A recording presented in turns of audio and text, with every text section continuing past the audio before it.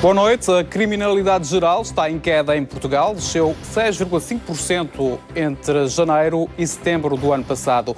E a criminalidade violenta apresentou, no mesmo período, uma descida superior a 10%. Ainda assim, há casos que despertam as atenções públicas.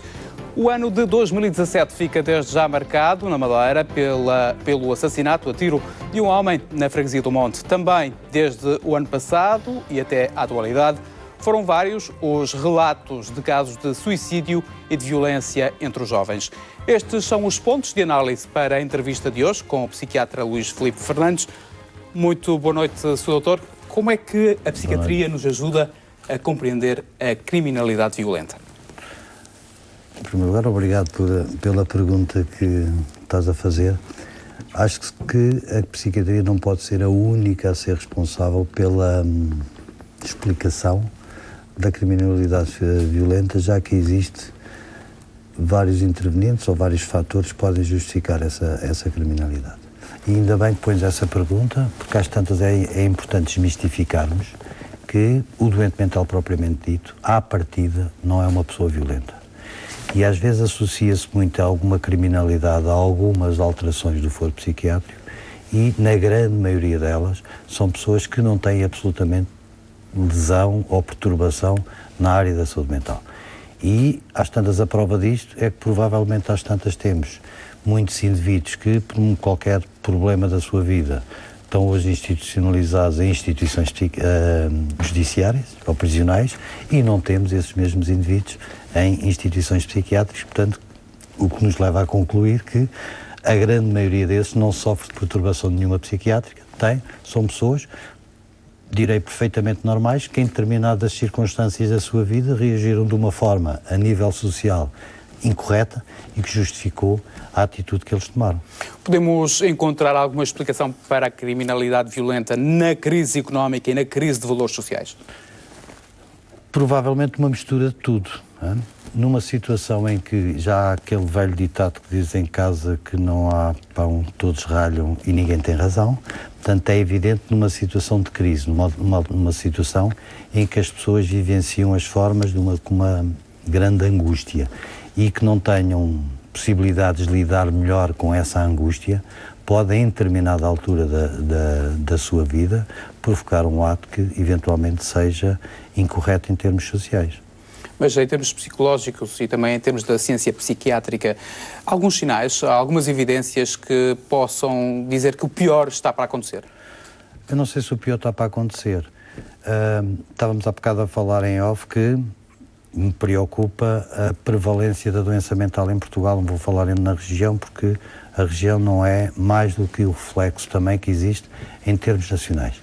E se no último inquérito epidemiológico houve em Portugal, cerca de 20% das pessoas sofriam de perturbações de dependência, portanto uma adição qualquer, ou perturbações de controle do impulso, portanto estamos a falar em 20%, esses 20% serão pessoas que em determinada altura da sua vida terão eventualmente mais vulneráveis para não se sentirem capazes de provavelmente fazer uma atitude desse género. Digamos que uma ameaça verbal evidencia que algo não está bem com as pessoas. Até que ponto estas ameaças verbais de homicídio ou de violência com a arma, com a utilização da arma, podem ser levadas a sério ou devem ser tidas a sério pela família e pelos amigos? Tudo deve ser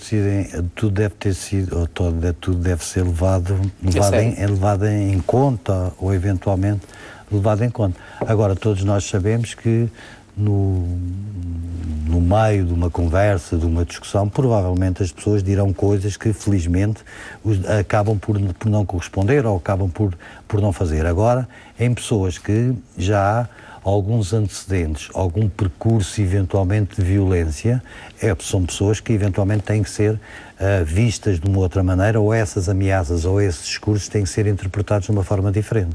E o que é que pode fazer a família, nestes casos? Não sei se a família, não sei se pode fazer nesses casos. Eu acho que a família, e nós na área da saúde mental e psiquiatria, a família é sempre, ou deve ser sempre, um parceiro aliado dos profissionais da saúde mental. Porque são pessoas que, junto de todos os outros, são aquelas pessoas que reconhecem, às vezes, pequenos sinais que, à luz das outras pessoas, podem não ter significado diferente, mas é um funcionamento diferente. Portanto, em todos nós que começamos a fazer um percurso diferente, a termos interesses diferentes, a funcionar no nosso dia-a-dia de uma forma diferente, provavelmente está a acontecer qualquer coisa connosco. E não estou a dizer que eu vá amanhã cometer um crime, mas posso às tantas também andar deprimido, andar ansioso, Portanto, toda a disfuncionalidade do dia-a-dia, que é reconhecida quer pela família, quer pelos amigos, acho que deve ser reportada ou valorizada de uma forma diferente que provavelmente hoje não está. Porque, como tu sabes tão bem como eu, provavelmente hoje a sociedade vive de uma forma muito mais egoísta, muito mais autista, não valorizamos às tantas as coisas da forma mais correta. E essas pessoas normalmente também não reconhecem a necessidade de ajuda, é isso?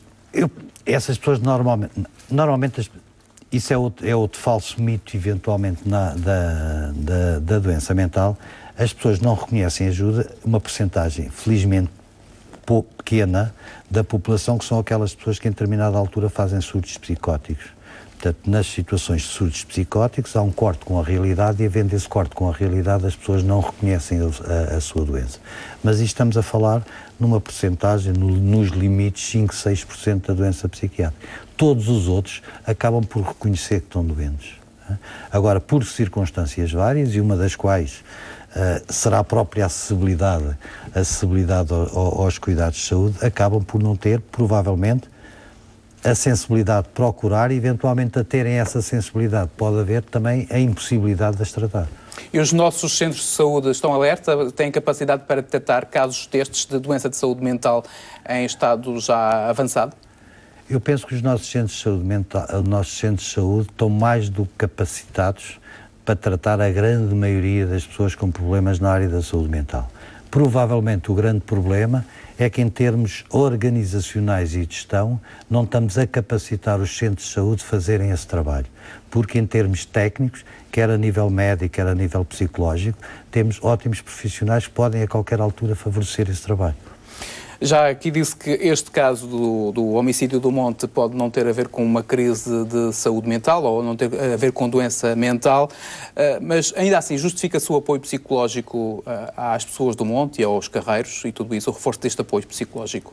Há sempre muitas marcas que ficam? Ficam com certeza. Portanto, são acontecimentos que, pela sua própria violência, acabam por acarretar sempre alguma marca. Mas, se me permites, também é importante, nós passámos, nos últimos anos, com alguns acontecimentos traumáticos e graves na nossa terra. Estou-me a lembrar dos incêndios, estou-me a do 20 de Fevereiro, e o que sabe é que foram feitos alguns estudos pela Universidade da Madeira a seguir a isso, e o que era expectável é que houvesse algumas alterações, nomeadamente do stress pós-traumático, porque as pessoas, umas presenciaram e outras vivenciaram. E a questão é que depois isso não acontece. Portanto, as pessoas ainda, e penso que na região, mais fora dos grandes centros, vivem ainda muito de uma forma solidária um com o outro. As pessoas que quiserem construir uma casa, tu tens o tijolo, eu tenho o cimento, e ajudamos-nos mutuamente. Ainda há o sentimento de interajuda que, de alguma forma, nestas situações, acaba por nos fortalecer e, às tantas, ultrapassarmos de uma forma diferente uma situação que à partida é traumática, mas que não pode ser desvalorizada por isto acontecer, não pode ser desvalorizada, e as pessoas têm que ter a acessibilidade aos cuidados quando eles são de facto necessários. Mas no caso do 20 de Fevereiro, quando chove muito aqui na Madeira, as pessoas ainda se nota que estão traumatizadas. Não sei se estão traumatizadas, provavelmente terão mais assustadas e preocupadas com aquilo que vai acontecer, porque o estarem traumatizadas ou estarem assustadas é perfeitamente normal que o estejam. Não é? Agora, isso não quer, ainda bem que estás a pôr essa pergunta, eu, por andar ansioso, não quer dizer que eu sofro de uma perturbação da ansiedade. Provavelmente é normal, em determinadas situações, nós estarmos ansiosos. Não vamos tratar essas pessoas por estarem ansiosas. É provavelmente, se eu perder alguém de quem gosto, é normal eu ficar triste, não quer dizer que esteja deprimido, não quer dizer que seja preciso fazer tratamento. Temos também ter o cuidado nessas circunstâncias, não, como eu costumo dizer um bocado na brincadeira, psicatrizar um bocado as coisas. Há sentimentos que hoje têm que ser vivenciados E se tu quiseres, nesse favorecimento ou nessa abertura a tudo, estamos de alguma forma, às tantas, a catalogar pessoas como doentes, o que estão única e exclusivamente a ter uma reação perfeitamente normal àquilo que está a acontecer. Dr. Luís Filipe Fernandes, o Serviço de Saúde da Madeira tinha 2 psiquiatras e 3 pedopsiquiatras. Agora, depois da demissão de Ricardo Alves, o Serviço corre o risco de ficar sem os 2 psiquiatras. Como médico e como utente, como é que olha para esta crise no interior do Serviço de Saúde da Madeira? Preocupa-me. Preocupa-me como médico, preocupa-me como envolvido enquanto psiquiatra nessa situação e também me preocupa como cidadão. E preocupa, se me permites, nesse estudo que estávamos há bocado a falar, ao longo de toda a vida, cerca de 42 pessoas podem sofrer de uma doença psiquiátrica qualquer. Se nos reportarmos no último ano, 1/5 da população pode sofrer de doença psiquiátrica. Portanto, são números que têm uma grande carga em termos de custos, só ultrapassada pela doença cerebrovascular, é a psiquiatria. Dito isto, considero que a psiquiatria continua a ser, ainda hoje, não só na Madeira, mas também a nível nacional, o parente pobre da medicina. Não se entende ainda a doença psiquiátrica como uma doença que, independentemente da doença em si, tem repercussões quer a nível sociais, quer a nível profissionais, e os custos indiretos que tem a doença psiquiátrica. Para isso é preciso haver recursos, o que infelizmente na nossa região têm sido de alguma forma escassos. Preocupa-me estas saídas. Eu não quero acreditar, porque às vezes ainda acredito no Pai Natal, que ainda veja o bom senso das pessoas de reconsiderarem algumas das suas posições e eventualmente unindo alguns esforços e algumas boas vontades que as coisas possam reverter. Tanto mais que parece que pode haver uma visão agora diferente da forma como se gera a saúde. Agora também, se me permites, também não tem havido a capacidade, ao longo de todos estes anos, de programar a saúde. Há muito tempo que não há um programa. E não há essa capacidade porquê? Não sei se... Eu quero acreditar, penso que não é por sugestão dos profissionais de saúde que não tenham sido feitas, penso que não tem havido a capacidade de incluir na agenda política ou às tantas na agenda de gestão, porque infelizmente na saúde e na saúde mental em particular, as coisas têm acontecido um bocado ao sabor das pessoas que em determinada altura regem os domínios da saúde. Falta o quê? Falta um plano de saúde mental, é isso? Penso que falta um plano de saúde mental. Penso que às tantas irem mais longe que faça um plano regional de saúde e, durante algum tempo, que se fez um investimento que eu penso justo e o mais acertado nos cuidados primários e, durante algum tempo, se esvaziaram os cuidados primários, tentando criar no hospital o centro da saúde regional. Eu penso que foi uma má aposta, penso que agora progressivamente tem sido tentado ultrapassar isso e penso que será o caminho que na saúde e principalmente na saúde mental, os cuidados cada vez têm que ser mais comunitários. Mas acha que os centros de saúde deviam ter psiquiatras também? Eu não sei se tem... Não. Repara, não precisam ter psiquiatras, em parte nenhuma têm psiquiatras e não é necessário haver psiquiatras. Agora tem que haver equipas, conselhias, de freguesia, na área da saúde mental, que de uma forma articulada com a psiquiatria hospitalar, de supervisão, de consultadoria, mas que melhor com certeza a acessibilidade do doente aos cuidados. Portanto, porque a pessoa necessita, quando está doente, ter alguém a quem vai bater. E esse alguém a quem vai bater é o vizinho do lado. Portanto, neste caso, é aquele centro de saúde que tem capacidade para tratar, só que não está articulado com os outros diferentes serviços para poder prestar este serviço. Doutor, permita-me colocar uma questão. Porquê é que o Serviço de Saúde da Madeira não é atrativo para os psiquiatras? Não é atrativo. Vou dizer uma coisa. Tu no teu trabalho, e principalmente para mim, e penso que isso o problema não está só na área da psiquiatria. Durante muito tempo, as pessoas trabalhavam um bocado por amor à camisola. E o amor à camisola partia do princípio que o teu trabalho era reconhecido. Hoje não se reconhece o trabalho no serviço de saúde. Tu podes trabalhar bem ou mal, ninguém te reconhece o teu trabalho.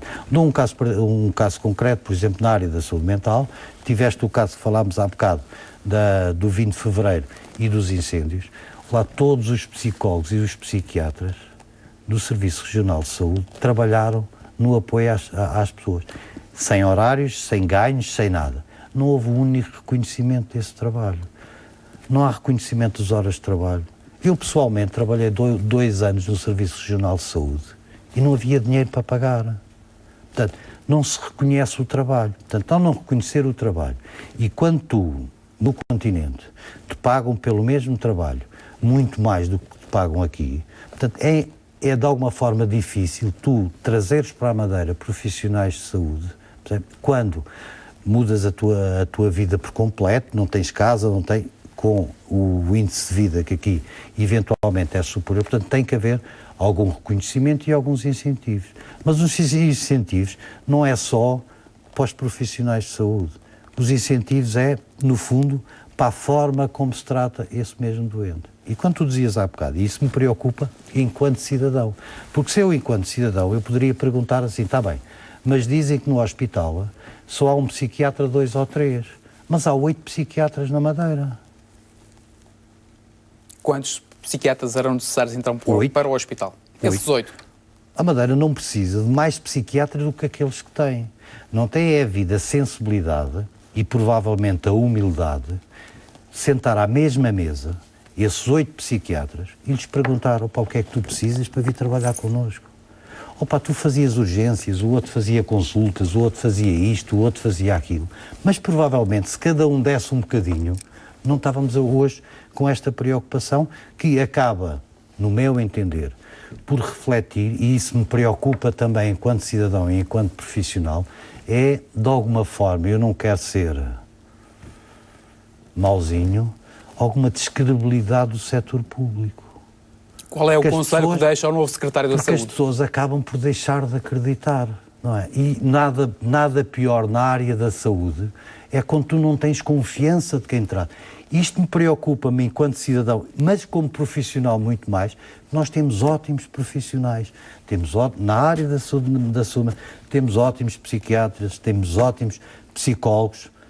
Nos cuidados primários temos excelentes médicos de medicina geral e familiar que são perfeitamente capazes de tratar bem os nossos doentes. E por questões meramente de gestão e de não programação, acaba por as pessoas... Será que tenho ou não tenho confiança? Qual é o conselho que deixava ao novo secretário da Saúde, ao Dr. Pedro Ramos? Eu acho que eu gosto muito do Pedro Ramos, portanto tenho alguma dificuldade de lhe dar quem sou eu para lhe dar algum conselho. Mas às tantas, utilizar e falar com a prata da casa. Tentar juntar as mesmas pessoas e saber as necessidades das pessoas. Porque quando se fazem programas, seja de quem for, seja do que for e para quem for, é preciso envolver as pessoas logo quando se está a escolher o comboio que eu vou partir. Não é a meio da viagem que eu vou convidar as pessoas para essa meia viagem. Portanto, se eu convidar as pessoas para participar, como é que vamos construir aquele comboio, provavelmente eu tenho os 8 psiquiatras da Madeira a participar num projeto conjunto e a darem o seu melhor. Isto quer dizer que como o novo secretário está a começar a tarefa, ainda vai a tempo? Vai com certeza a tempo. Na área da saúde mental, Sr. Doutor, quais são as principais razões que levam as pessoas às urgências? Nesta altura, na Madeira e no todo nacional, fundamentalmente temos que separar aquilo que são as verdadeiras urgências e aquilo que são as urgências psiquiátricas. Ou aquelas, as pessoas, as verdadeiras, a necessidade de ir à urgência são as coisas psicóticas, não é? Portanto, aquelas situações que, fruto da sua descompensação psiquiátrica, como primeiro episódio ou como descompensação de tratamentos, as pessoas perdem essa tal corte com a realidade, portanto, e fazem aquilo que nós chamamos episódios psicóticos, por vezes com grande agressividade e desmandos de comportamento. Portanto, essas são as situações urgentes psiquiátricas. E depois temos um número enorme de pessoas, que anda à volta dos 40, eventualmente dos 40, 50%, fruto de um processo ansioso ou de uma perturbação depressiva, seja qual for, em determinada altura, tendo uma agudização da sua doença, acabam por recorrer aos serviços de urgência. O consumo de drogas tem potenciado o desenvolvimento de doenças mentais? Tivemos um período complicado na Madeira, penso que em 2012, na altura das chamadas drogas legais, que a Madeira, e faça-se o reconhecimento público às pessoas que trabalharam nesse projeto, que foi o fecho das lojas de venda desses produtos. Nessa altura foi uma altura complicada, havia muitos internamentos por situações psicóticas referenciadas ao consumo. Em resposta àquilo que eu digo, ainda não se sabe. É muito cedo, portanto o que nós sabemos é que houve muitas situações psicóticas naquela altura fruto do consumo. Agora, como são drogas relativamente recentes, não se sabe a longo prazo como é que isso vai evoluir, por um lado. E por outro lado também sabemos que há muitas situações psicóticas que podem estar como que camufladas e em que essas drogas acabaram por despoltar esse tipo de situações psiquiátricas. E essas provavelmente é para continuar. Hein? Agora, em relação aos outros que tiveram situações psicóticas que acabaram os seus consumos, provavelmente temos que esperar mais tempo para termos uma opinião mais formada sobre isso. Em termos de saúde mental, quais são as drogas mais perigosas aqui na Madeira? Quais aquelas que provocam mais demência? Repara uma coisa, as drogas estão todas iguais. O que muda são os radicais. E quando incluo drogas, ou quando eu falo de drogas, falo também do álcool. O álcool é um grande problema aqui na Madeira? Vamos falar das outras. Nas outras drogas, todas elas, o radical é igual àquelas todas que nós já conhecíamos e que éramos ilegais. Por uma questão de legalizar essas drogas, é que os mercadores da droga iam acrescentando radicais, iam fazendo drogas novas, mas o radical era o mesmo, mas à medida que iam acrescentando radicais diferentes, iam potencializando os efeitos tóxicos dessas drogas. Penso que essas, ultimamente na Madeira, têm-se consumido muito menos e o fenómeno está mais ou menos controlado. Em relação ao álcool, ainda bem que me perguntas, na minha opinião continua a ser o principal problema de saúde pública, não pelas pessoas que sofrem desse problema, mas pelos problemas ligados a essas pessoas. Quando tens uma pessoa que sofre de um problema ligado ao álcool, seja ele qual for, a família acaba por sofrer, toda a gente no seu trabalho, portanto, há uma sociedade que está eventualmente a sofrer em função daquela situação. Em termos de esquizofrenia, ele é um problema grave aqui na Madeira? Não é mais grave, anda à volta de 2-3% em relação à esquizofrenia. O único problema da esquizofrenia, e isso preocupa-nos enquanto profissional, é duas situações. O primeiro é os primeiros surtos psicóticos. Temos que começar a atuar nesses primeiros surtos psicóticos, porque, como tu sabes, na esquizofrenia é uma situação psicótica como existem outras. Agora, o que nós sabemos é que sempre que a pessoa fica doente, vai perdendo capacidades, por um lado. Por outro lado, é uma doença que acontece em faixas etárias relativamente novas, em que nós ainda não temos ferramentas para gerir o nosso dia-a-dia, por um lado, e o nosso cérebro ainda não está suficientemente maduro. Portanto, nós ainda não aprendemos as coisas todas que tínhamos a aprender e o nosso cérebro ainda não está completamente formado. Portanto, se eu tiver uma paragem, quer no desenvolvimento do meu cérebro, quer não ter aprendido capacidades, vou degradar mais em termos de estudos. Portanto, o grande esforço nessas situações, por um lado, é fazer um diagnóstico precoce dessas situações, ter uma atenção maior aos primeiros episódios e ter programas de acompanhamento destes doentes para que se haja uma adesão terapêutica. Porque nós sabemos que, fundamentalmente, neste tipo de doentes, que como doença crónica que é, e assim como é a diabetes, e assim como é a hipertensão, a pessoa sente-se bem, os medicamentos continuam a não ser isentos de efeitos secundários. Portanto, se eu me sinto bem, estou a ter alguns efeitos secundários com a medicação, é perfeitamente normal que vá diminuindo os comprimidos, vou continuando bem e provavelmente vou acabar. Nas outras doenças médicas, eu acabo com a minha medicação, sinto-me mal. Procuro um médico e volto a fazer a medicação. Neste tipo de doenças psiquiátricas, nomeadamente a esquizofrenia, como tu estavas a falar, eu, ao me sentir bem, continuo bem, porque começo a viver num mundo à parte, com todo o meu fenómeno imaginário à minha volta. Doutor, perante um caso grave de demência, uma família pode pedir o internamento compulsivo do doente? Como é que é este processo? É uma questão que muitas vezes se coloca às famílias. Quando falas em demência, demência mesmo. Demência mesmo. Pronto, repara uma coisa, os internamentos compulsivos são duas situações que por vezes geram algum problema e alguma angústia por parte das famílias. Vamos falar dos internamentos compulsivos, depois já vamos às demências, que também penso que é importante.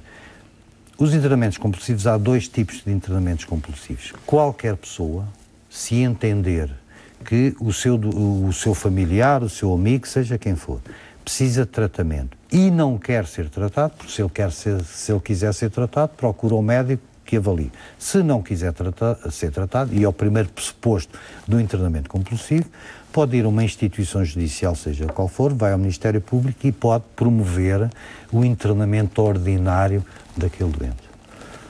Ou então, quer o delegado de saúde, quer a autoridade de polícia, pode promover o internamento compulsivo de urgência. Mas para promover um internamento compulsivo de urgência, são precisos, primeiro, ter uma doença psiquiátrica grave, recusar tratamento e ser perigoso para terceiros ou para o património. Não é para ele, para terceiros. Portanto, e a grande dificuldade, às vezes, porque se entende que tu, ao estares a internar compulsivamente uma pessoa, estás a privá-lo da sua liberdade.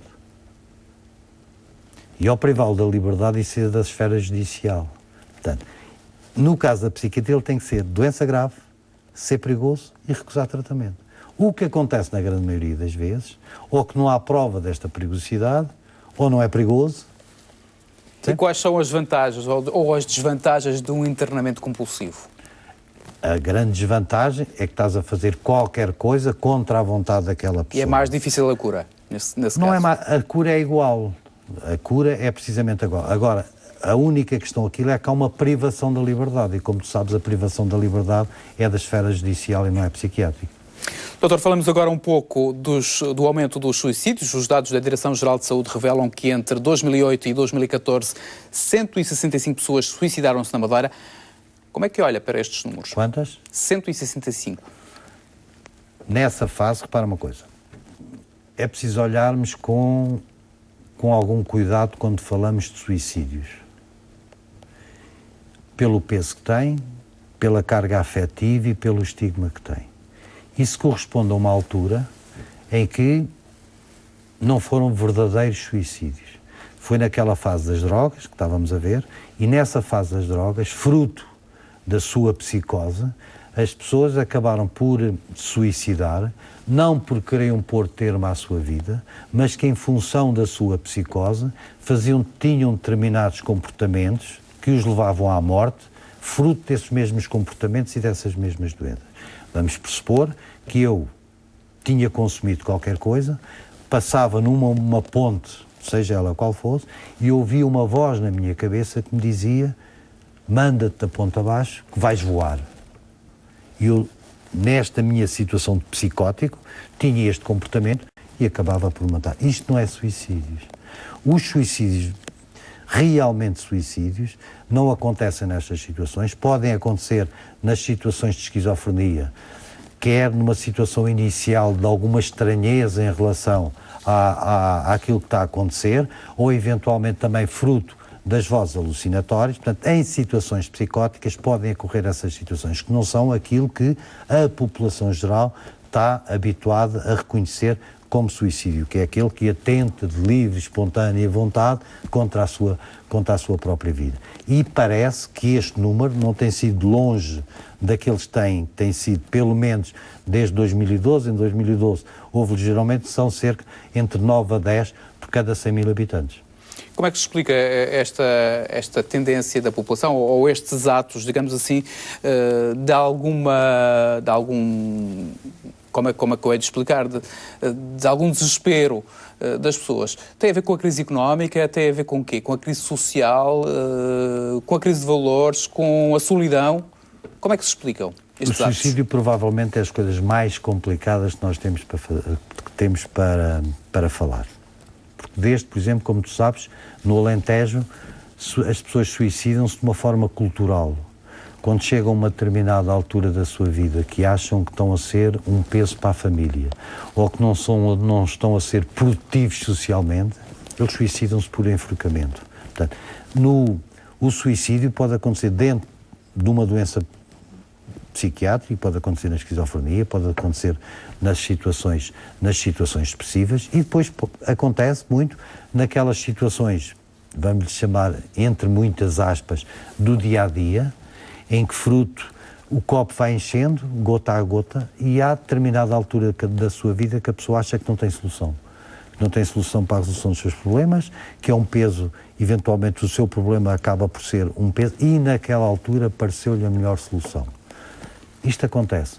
Agora, o que também sabemos, e por isso é que tu me perguntavas há bocado em relação ao álcool, também sabemos que na grande maioria das situações, quer as tentativas, quer o suicídio, é acompanhado do uso excessivo de álcool naquela altura.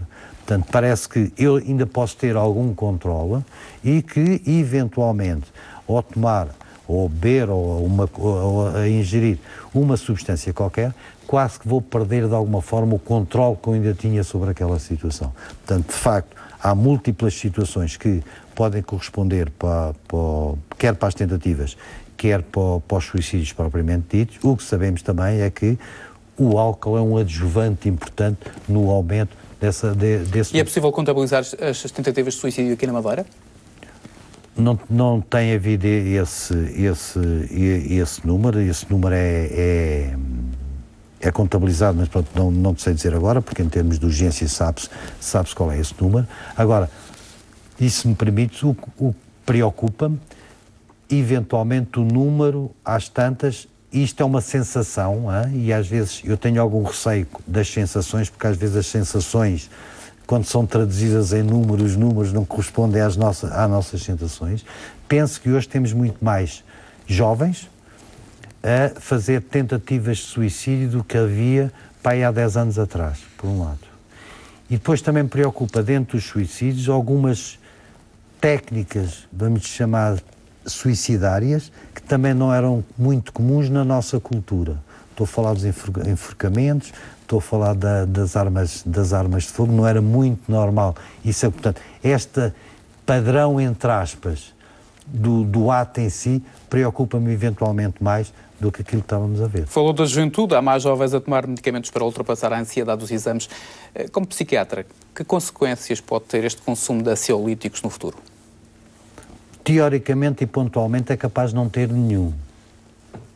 Agora, a forma como se utiliza isso, ou como a forma como se aprende isso, às tantas preocupa-me. Pode causar habituação, digamos assim?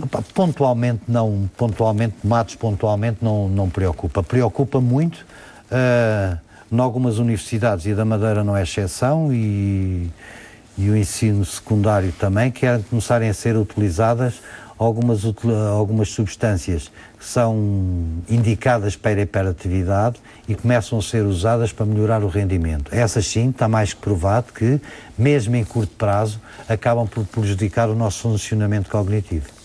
Ainda falando da juventude, em todo o mundo, 2 em cada 10 jovens são vítimas de bullying. Em Portugal, aos 11 anos, entre 11% das raparigas e 17% dos rapazes disseram que foram alvo de bullying na escola. 2 ou 3 vezes por mês nos últimos dois meses. A média é de 13%. Portugal tem assim uma das taxas mais altas, está na 16ª posição das taxas mais altas do mundo de bullying nas escolas. Isto foi o que revelou o grande estudo da Organização Mundial de Saúde sobre a adolescência, que se realiza de 4 em 4 anos. A última edição foi realizada, ou foi divulgada, os últimos dados foram divulgados na passada segunda-feira. Como é que olha para estes dados e para a violência, ou o aumento da violência nas escolas, entre os jovens? Não sei responder. E não sei responder por uma coisa muito fácil. Hoje tu os adolescentes vivem, na minha perspectiva, de uma forma diferente do que aquilo viviam há meia dúzia de anos atrás. Fruto de muitas coisas, uma delas provavelmente a globalização da informação. Tu vês hoje os jovens, como costumo brincar um bocadinho, a viver em 3 pilares. A internet, outro é terem boas notas para irem para a universidade e outro é o namorado ou a namorada. Quando um destes 3 pilares falha, é o desmoronamento, é o tomar comprimidos, porque eventualmente a vida não tem sentido. E depois tens um fenómeno da globalização como um que andou mais depressa do que aquilo que eventualmente nós fomos habituados a gerir. E que os pais não conseguem acompanhar, neste caso. Não sei se os pais não conseguem acompanhar. Acho que nem os pais, nem os adolescentes andaram tão depressa. Portanto, a informação chega mais depressa do que a capacidade que eles têm de se gerir a informação, por um lado. E depois, por outro lado, tens um fenómeno que é a dependência das próprias internets, dos Facebooks, dos gostos. Tu começas hoje a ter pessoas, adolescentes fundamentalmente, que fazem autênticas crises de pânico, que entram em depressão, se o saldo do telemóvel acabou ou se perderam por minutos a ligação à net. Portanto, vive-se de uma forma que, provavelmente hoje, menos nos olhos do que se vivia aqui há uns tempos. E essa história do bullying passa muito por... Eu meto hoje uma fotografia no meu Facebook, tenho 20 gostos, amanhã, se meter outra fotografia e se der 18, eu estou mais velho, estou mais feio, não estou tão bonito, não gostam de mim. Isto não me preocupa tanto. Preocupa-me mais eu não ter ferramentas para lidar. Preocupa-me mais porque é que eu estou a dar valor a isto e às tantas não estou a dar valor às outras coisas. E é este fenómeno de crescimento individual que me preocupa enquanto psiquiatra. Todas as outras coisas vêm... E o que é que é preciso para promover o relacionamento social das pessoas e dos jovens adultos? Eu penso que da mesma forma que te ensinaram a ser um ótimo jornalista, e às tantas me ensinaram assim a ser um psiquiatrazito, a gerir algumas coisas. Nunca ninguém te ensinou a lidar com a tua morte, ou com a morte das pessoas de quem tu gostas. Nunca ninguém te ensinou a gerir a tua ansiedade. Nunca ninguém te ensinou a gerir a tua frustração. Porque é que nós não criamos, no hábito da saúde mental, a lidar com as ansiedades, com as angústias, com as frustrações, desde que somos pequenininhos? Um trabalho para a escola, digamos assim. Um trabalho para a escola. Sr. Doutor, um último tema para concluir esta entrevista. Todos os dias, em média, isto são dados de hoje, um pai ou uma mãe são agredidos pelos filhos, em contexto de violência doméstica. A Associação Portuguesa de Apoio à Vítima registrou 1.777 casos entre 2013 e 2015. Este também é um caso de desrespeito pelos idosos, pelos pais. Como é que olha para estes números? Volto a não te saber responder. Quando eu tenho pessoas que eu conheço, que os filhos estão no primeiro andar, no quarto, e mandam uma mensagem ao pai ou à mãe, a dizer para lhes levar um copo de leite por SMS, porque não criaram a capacidade de comunicar uns com os outros. Porque hoje o que tu vês, na grande maior parte das famílias, a comunicação é policial.